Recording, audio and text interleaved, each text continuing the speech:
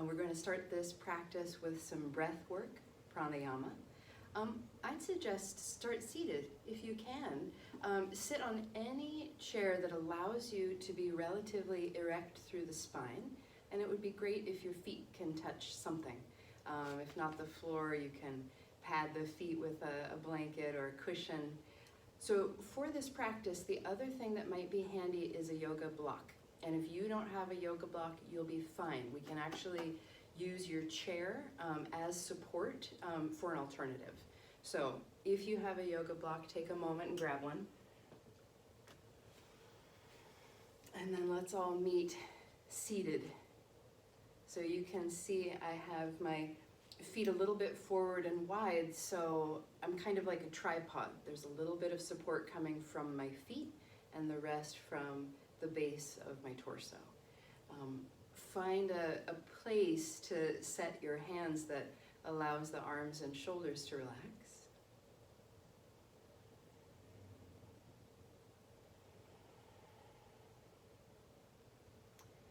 Take a moment to center yourself in your body.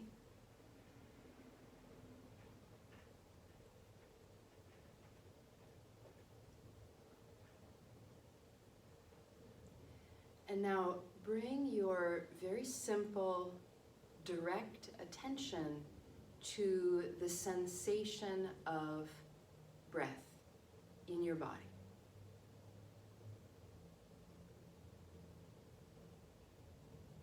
Starting really simple, just where you feel the inhale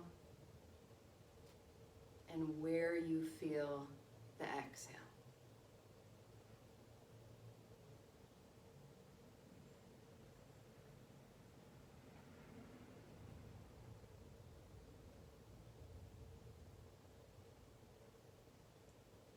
Gradually allowing the breath to slow down a bit.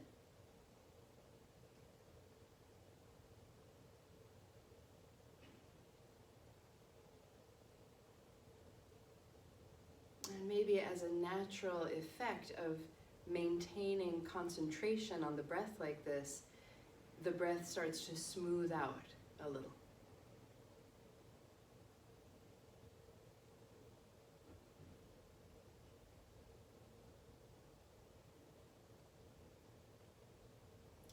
Now bring one hand to rest on the upper belly. So my hand is resting in between my belly button and the bottom of my breastbone, sternum. Just hold your hand here as you breathe in and out.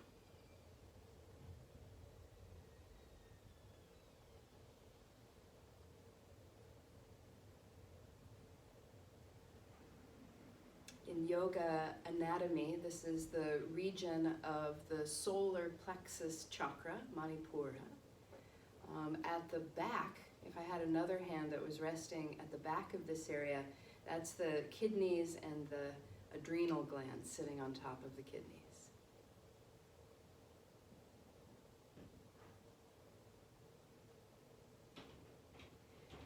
The element associated with this chakra is fire. So I wonder if now you'd imagine a bit of a gentle glow in this area.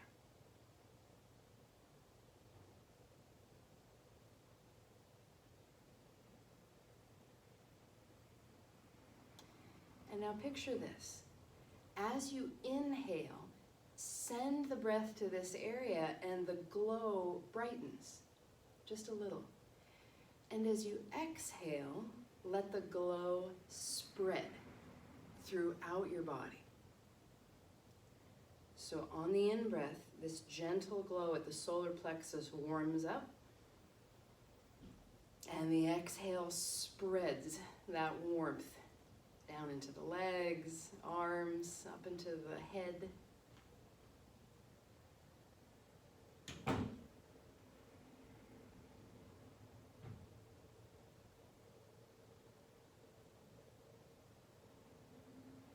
Last couple rounds of breath like this.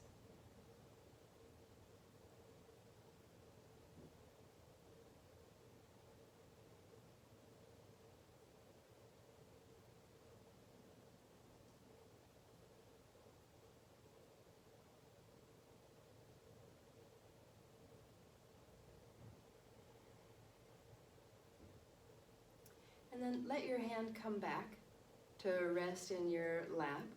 Pause. And just breathe normally now. You can let the imagery go. And notice the effect of consciously kind of stoking the fire of the solar plexus area and then intentionally spreading it, kind of blowing it into the rest of your body.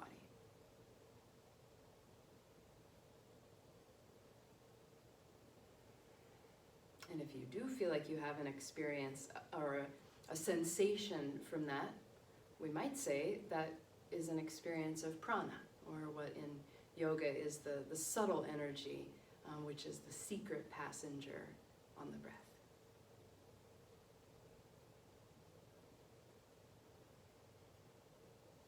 Okay, so let's take that into some movement. So now you can come up, move your chair out of the way. Bring yourself into mountain pose, please, Tadasana. So mountain pose is just yoga standing. So think of the heels more or less stacked underneath the sitting bones.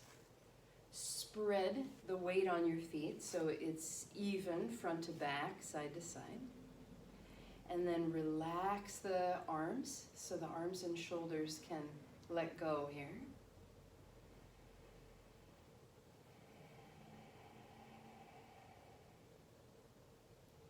Feel the tailbone heavy,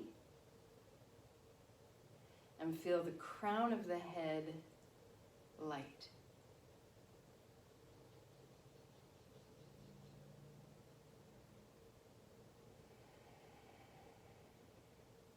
Okay, so let's start with a little gentle movement to warm up the arms and chest and shoulders. So we'll do this one arm at a time, and we'll start with the left arm. Stretch the left arm straight forward, and then let it keep going up overhead. I know it's off camera for you.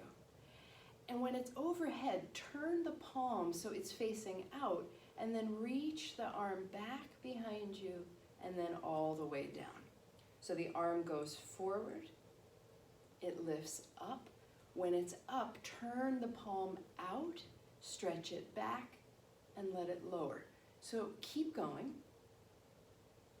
And I want you to be very respectful of the range of motion in your shoulder today. So if your circles are this high, because you can't go above shoulder height, fine, that's your circle today.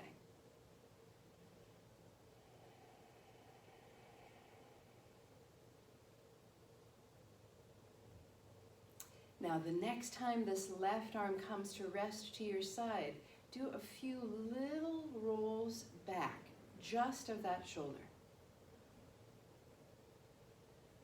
And then shake the arm out a little bit. Shake the hand. Let it hang to your side, and notice if you can discern any difference in terms of the way your arms and shoulders are hanging on your body.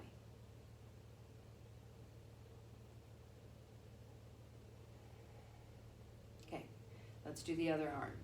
So right arm stretches forward, palm is facing the midline, goes all the way overhead, if that works for your shoulder, and at the top, the palm turns out and the arm goes back behind you and comes down. Arm stretches forward. At the top, the palm turns out. It goes behind you and then it comes back down. Keep going. And remember, if the circle cannot go above shoulder height, fine, do the circle that's wisest for you in this moment.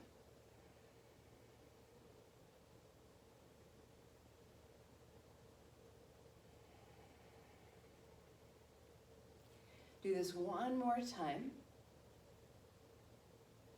and then do a few little rolls. Bloop, bloop, bloop. And then shake out that arm, shake out that hand, and let both arms hang to your side. Pause, feel.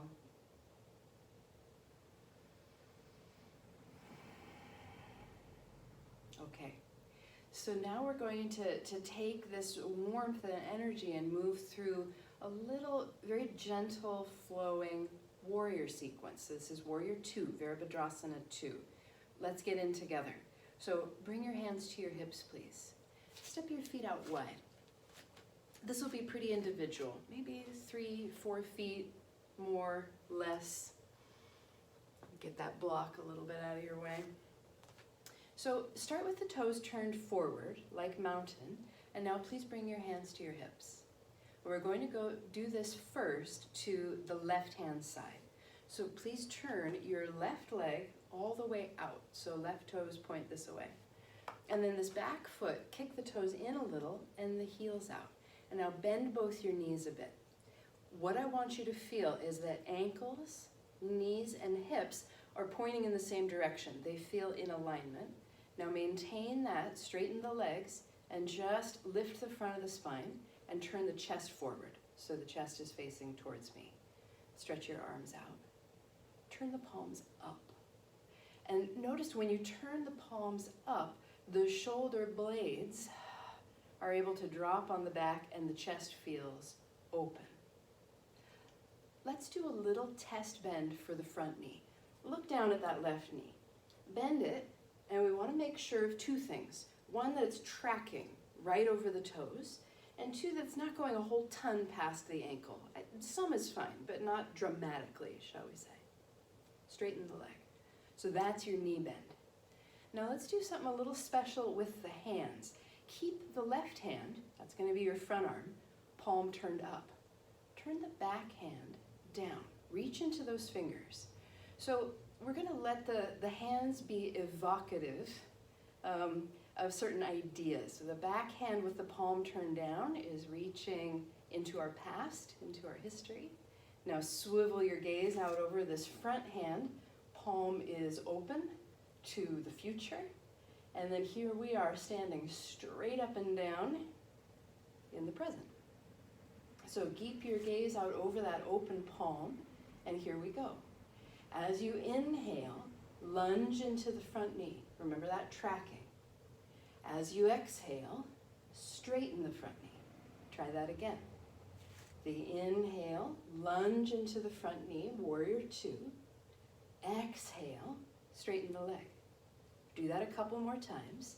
Find the pace of your own breath. You don't have to follow mine.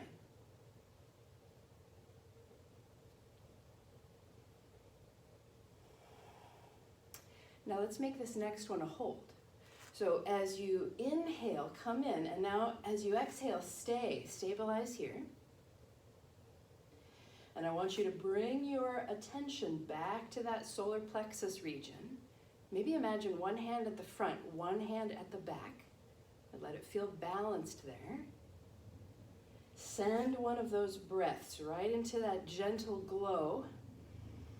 And as you exhale, spread that glow throughout your body in this shape.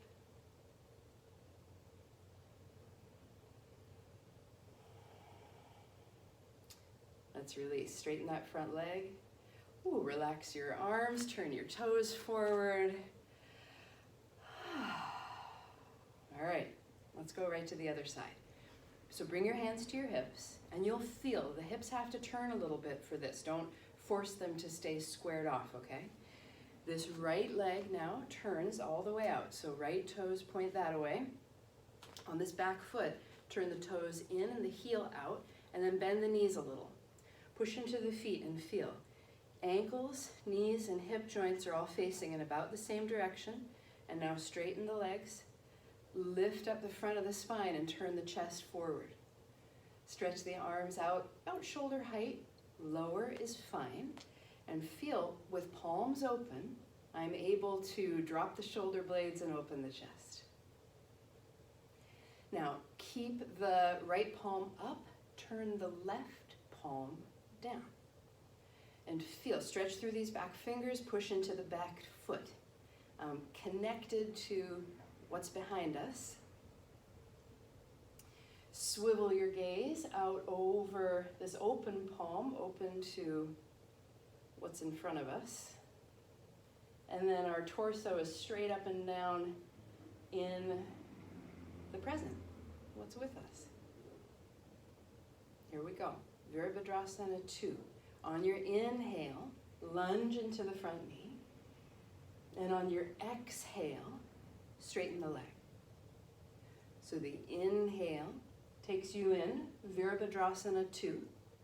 And the exhale brings you back. Couple more.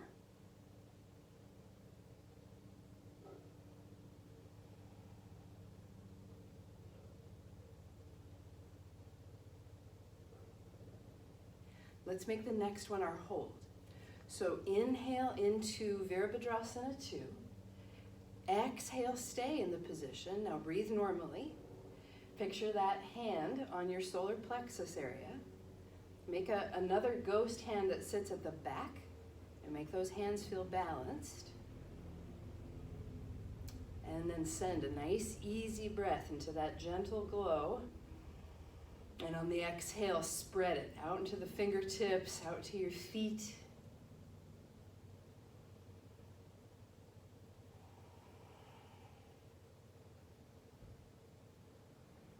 And then please straighten the front knee, relax the arms, turn the toes forward, step your feet in, shake out the legs a little. Maybe they could use it. Let's pause. Come back to mountain pose. Feel your heels stacked under your sitting bones. Relax your arms. Float into the crown of the head.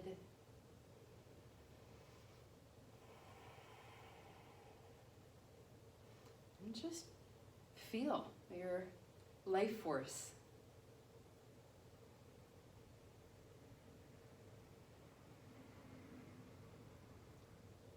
So we'll do one more posture, and after we do something strongly asymmetrical like that, it's good to do something more symmetrical to bring us back to center and feel more balanced. So let's do wide-legged forward fold. So this is where I'm going to grab my block, but if you don't have a block, a chair would work just fine. So you would turn the chair so that its seat is facing towards you, and you just won't bend quite as far because the chair seat will be up a little higher. If you have a yoga block, bring it in. So I have the block so that when I fold forward, it'll be more or less underneath my shoulder girdle. But then once you've got that, let's come up to standing. Feet are stepped out wide again. Toes are turned forward. Bring your hands to your hips. Balance the weight front to back. Keep a little softness in your knees so they're never locked. And then start to hinge from the hips. So you're bending from the pelvis. Reach down, and if you can, touch your block. I've got knuckles. You could do fingertips, palms. If the block is too far away, try your chair. So right now, I have a flat back. So it's like I'm in table pose. The tailbone is pulling back, and the crown is pulling forward. I'm going to give you a side view.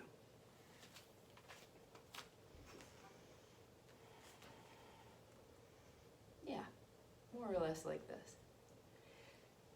So now, you're welcome to stay like this, particularly if you're getting a lot of hamstring stretch. But if you'd like to try a stretch that it kind of mimics downward facing dog in the spine, bend your knees and pull your hips back. And now lower your block to its lower height.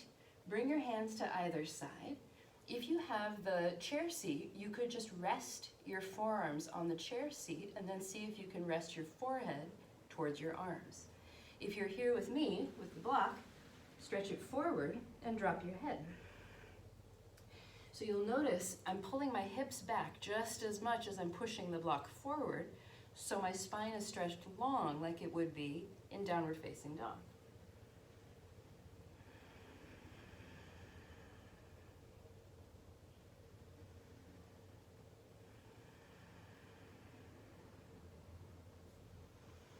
And now start to slide the block back in.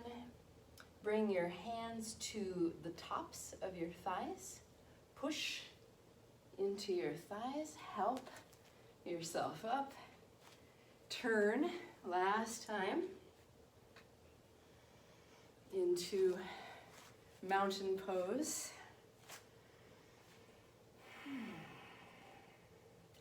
Let's do a little mudra of the hands. So hands, mudras are sacred positions of the hands, or seals to evoke certain states of being. We're going to do chin mudra, wisdom seal. Bring pointer finger and thumb into a circle. Let the other 3 fingers release down. And standing in Tadasana with chin mudra, let this position of the hands symbolize our commitment to stay connected to the breath for the rest of the day, and through that commitment to also be connected to this glow, to this warmth that is a part of our inner power, our inner strength.